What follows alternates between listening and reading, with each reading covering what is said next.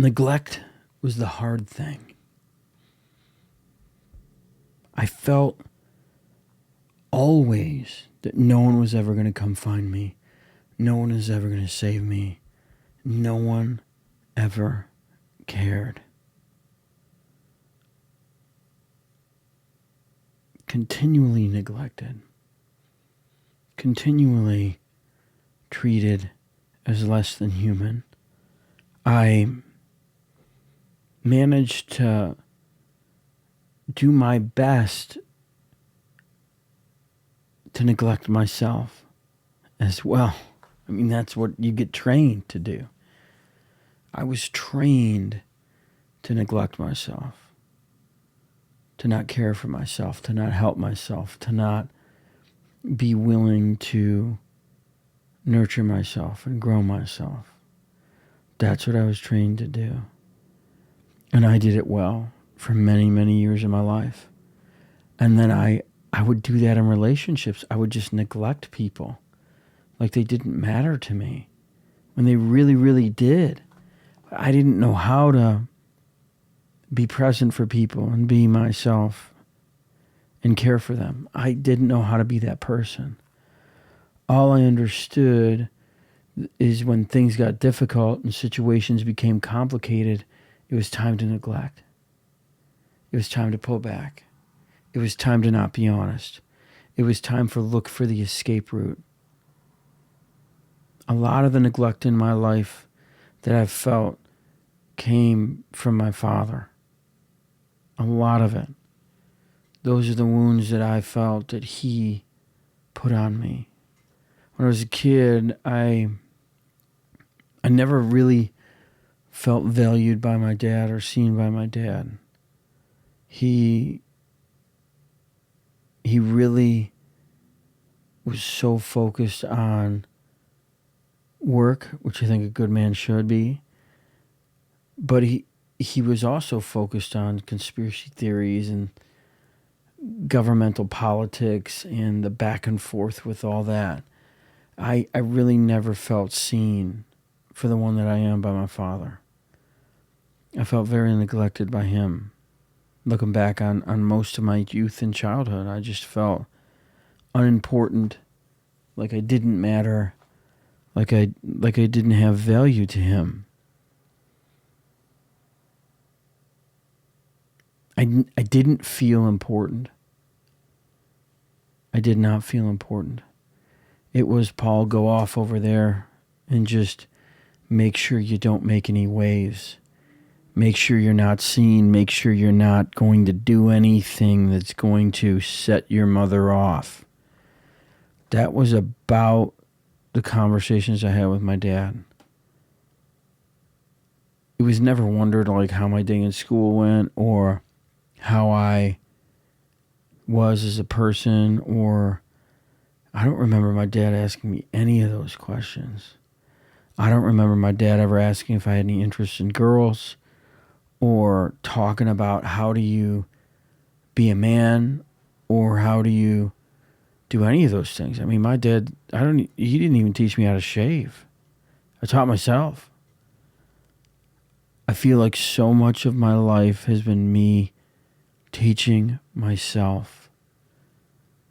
A lot of people would say that being a self-made man is an incredible thing. For me, it's been an incredibly lonely road.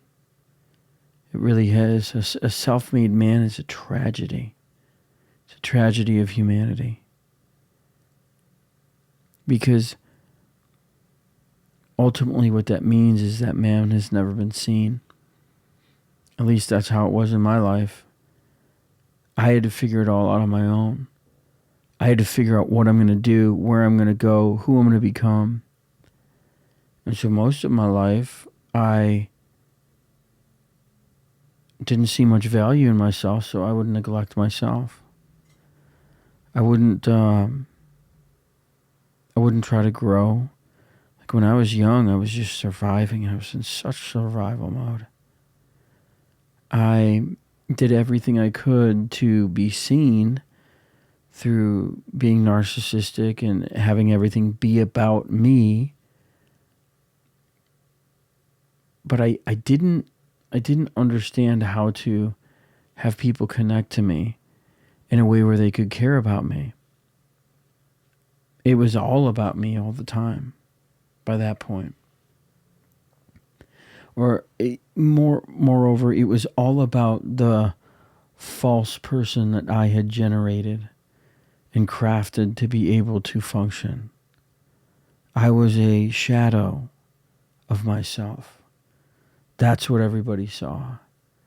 And the real me remained neglected inside of myself for decades and decades. I really didn't know how to accept that part of myself.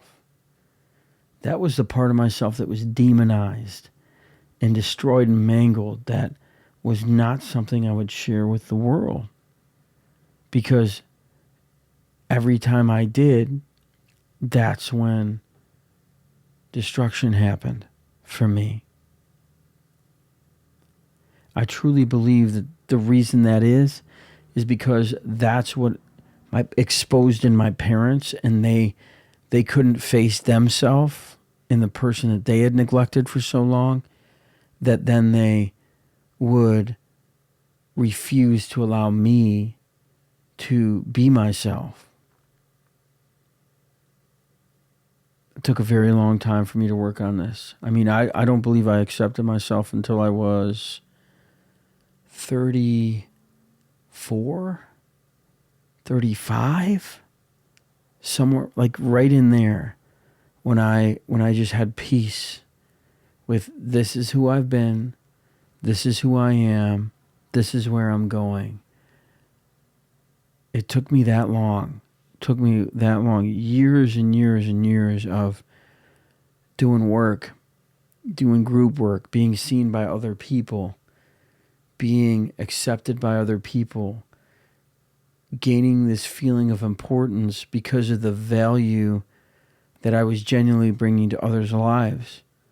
Not through being conniving and manipulative and an egomaniac and making it all about me, but more through genuinely being willing to sit down and suffer and listen to somebody's story. For me, still, that's the most fascinating thing I could do with my time, is just listen to somebody's story, understand where they came from. I love that. I love learning about people.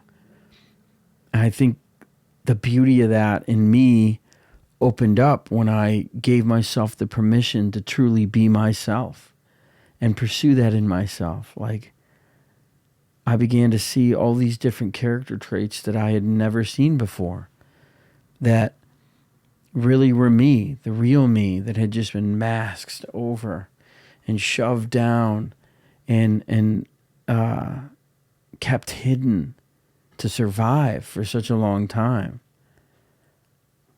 I had neglected myself, neglected to be who I am, who I was. The I am that I am within me had been pushed down as far as humanly possible, almost into the point of oblivion. And in its place was a controlling egomaniac narcissist. Because that's how you cover up the pain of self-abandonment and neglect. That's how you cover it up.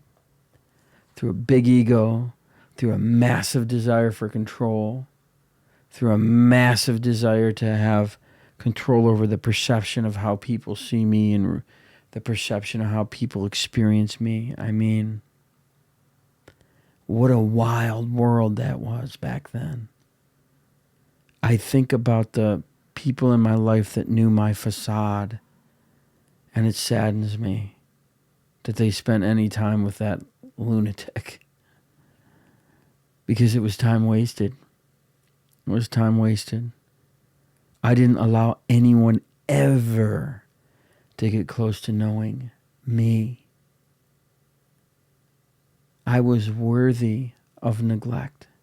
That's what I was worthy of. Neglect, disgust, contempt. That's where I stayed. And so I had these two competing people inside of me. Who I really was which is the person you're seeing on this camera, is capable of articulating and talking through these things and just being himself. You had that person, and then you had the fake egomaniac narcissist. That's the person I had to invent to survive. I wish I could go back there. I wish I could save a couple decades of my life being where I'm at now. You see, that's ultimately what neglect takes, is, as many say, nature abhors a vacuum, right? Somehow it will fill itself, the vacuum. And the vacuum inside of me of neglect, of lack of male initiation into the brotherhood of men, of being valued and being seen as important for the very one that I am, the encouragement that I've experienced in my life and the growth that I've experienced through being able to share my story and just being accepted. Just being accepted as this is who Paul is now, and we see where Paul's going, and that's okay. He can just be himself now. He doesn't have to be this perfect person. That's who I always wanted to be, was somebody that everybody could accept. And ultimately, what that did was that alienated me from everyone, because people know when you're a facade. They can sense when you're not yourself, when you've manufactured this version of reality that is simply a fantasy. People know. Cut right through it. And so most of my life I had these transient relationships because I neglected myself, because I didn't value me.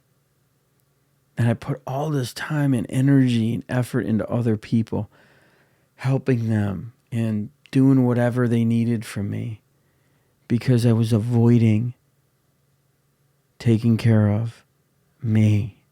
I was neglecting me. And I do this thing called church service, where I'd have almost no time whatsoever at all for me. And yet somehow I'd convince myself I'm doing the right thing. I would do things like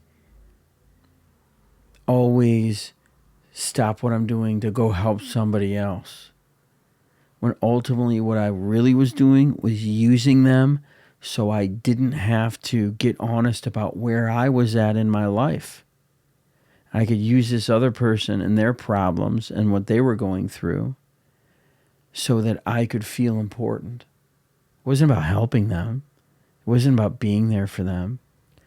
It was about using them so that I could give my time to their issue, so that then I can neglect myself and not face myself. That's what it's all about. It's never really about other people in my life and serving and loving them before I got these wounds healed. It was simply about, how can I use you today so that I don't have to face myself and my shortcomings? How can I use you today so that I can neglect myself? Most people didn't see this, and I'm embarrassed to admit it, but it's the truth. It is the truth that I spent most of my life in this position of using others so that I could get my narcissistic supplies as a person and feel important.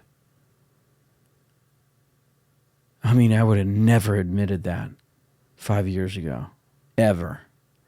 My ego is too maniacal and massive to be able to admit that.